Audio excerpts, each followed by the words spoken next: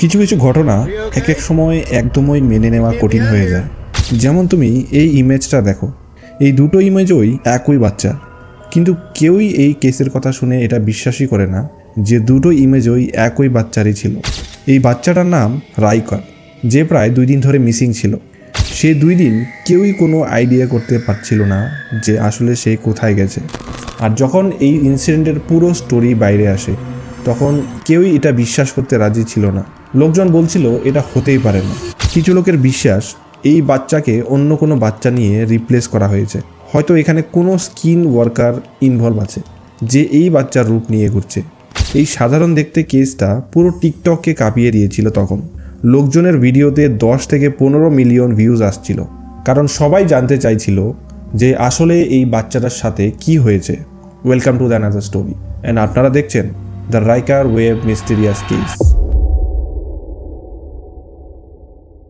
দিনটা ছিল 3 জুন 2022 সাল।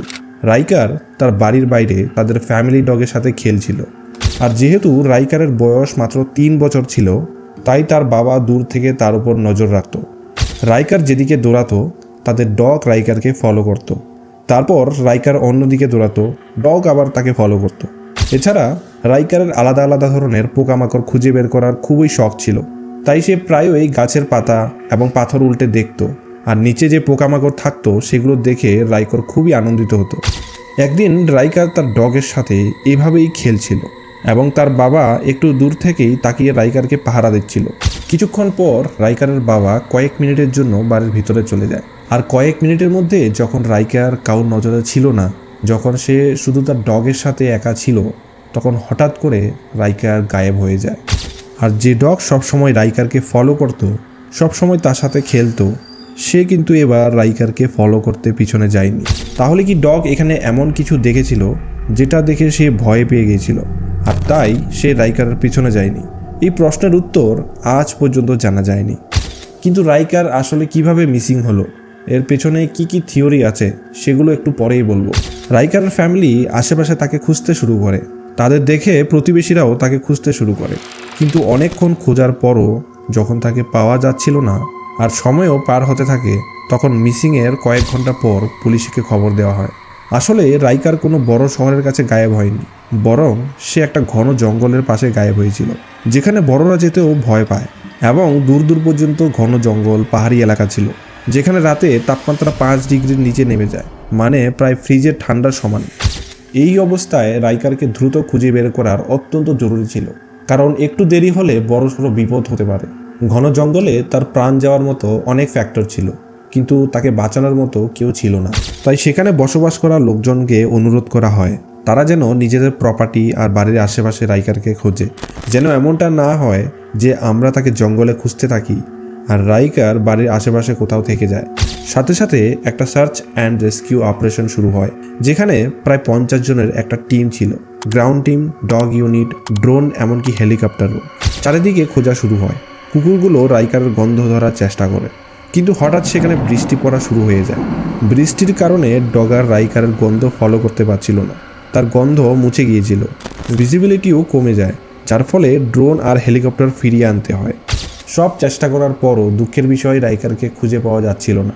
পরের দিন সকালে আবার খোঁজা শুরু করা হয়, কিন্তু আবহাওয়া এবং পাহাড়ি এলাকার কারণে সমস্যা হচ্ছিল, তাই দ্বিতীয় দিনও রাইকারকে খুঁজে পাওয়া যায় না। তবে জঙ্গলে কিছু উল্টানো পাথর পাওয়া যায়, যেটা সম্ভবত রাইকার সেগুলো উল্টেছিল, কারণ সে পোকামাকড় দেখতে ভালোবাসত। এতে এটা বোঝা যাচ্ছিল না যে রাইকার জঙ্গলের কোন ডাইরেকশনে গিয়েছিল, কিন্তু এতে এটা বোঝা যায় যে সে জঙ্গলের দিকে গিয়েছিল, অথবা কেউ তাকে নিয়ে গিয়েছে। 2 দিনেও রাইকারকে না পাওয়ায় লোকজন ভাবতে শুরু করে যে আদৌ কি সে বেঁচে আছে, কারণ জায়গাটা খুবই বিপজ্জনক ছিল। রাতে 5 ডিগ্রি তাপমাত্রা, বন্যপ্রাণীর ভয়, যেখানে যদি সে কিডন্যাপ না হয় তাহলে এই অবস্থায় বেঁচে থাকা অসম্ভব ছিল। কিন্তু ঘটনার 3য় দিন হঠাৎ কিছু অস্বাভাবিক ঘটনা ঘটে, যা কেউ ধারণা করতে পারেনি। একটা কাপেলের জঙ্গলে একটা ছোট কেবিন ছিল, যেখানে তারা জেনারেটর রাখত এবং সেখানে কেউ থাকতো না।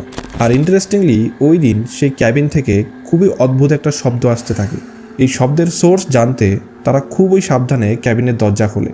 দরজা খোলার সময় তাদেরও হয়তো একটু ভয় লাগছিল, কিন্তু দরজাটি ধীরে ধীরে খুলতেই তারা ভেতরে একটা ছোট্ট বাচ্চাকে দেখতে পায়। সে ছিল রাইকার। যে গত 3 দিন ধরে কোনো সহায়তা ছাড়া গায়েব ছিল।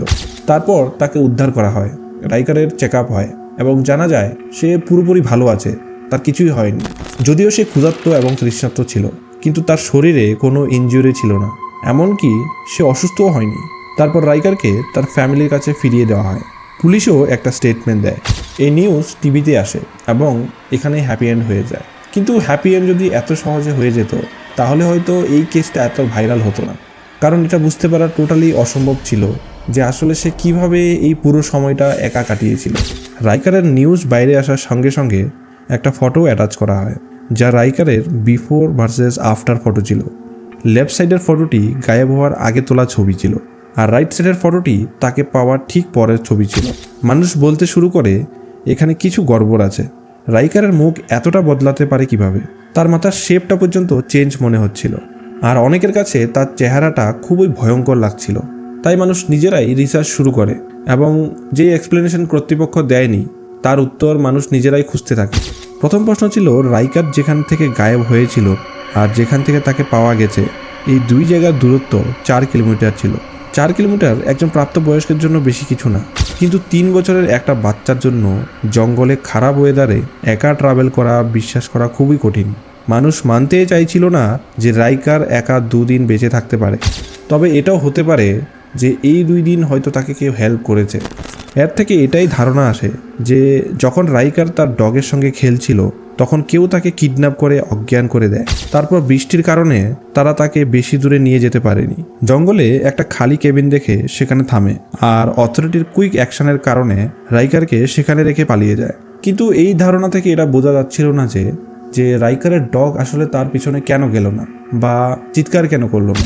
তবে কিছুদিন পর টিকটকের মধ্যে একটা ভিডিও পোস্ট করা হয়, যেটা রাইকারের ভাই আপলোড করেছিল। সেখানে রাইকারকে জিজ্ঞেস করা হয় যে সেদিন আসলে কি হয়েছিল। তাতে রাইকার বলে যে সে জঙ্গলে একটা বাড়ি দেখেছিল। তারপর তাকে জিজ্ঞেস করা হয় ওই বাড়িতে কেউ থাকতো কি না, আর রাইকার উত্তরে হ্যাঁ বলে। Keep asking about what happened. Riker, do you remember when you got lost? What do you see? I see a house.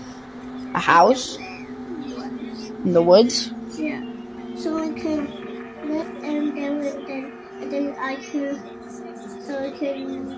live. Someone lived in the house? Yeah. I'm sorry that happened to you, bro. That was scary. You okay though now? Yeah? তো তুমি কি ভাবো, রাইকার কি সত্যিই জঙ্গলে একা survive করতে পেরেছিল? কমেন্ট করে অবশ্যই তোমার মতামত জানাবে। আর ভিডিওটি ভালো লাগলে অবশ্যই একটি লাইক আর চ্যানেলটি সাবস্ক্রাইব করে রাখবে। ধন্যবাদ।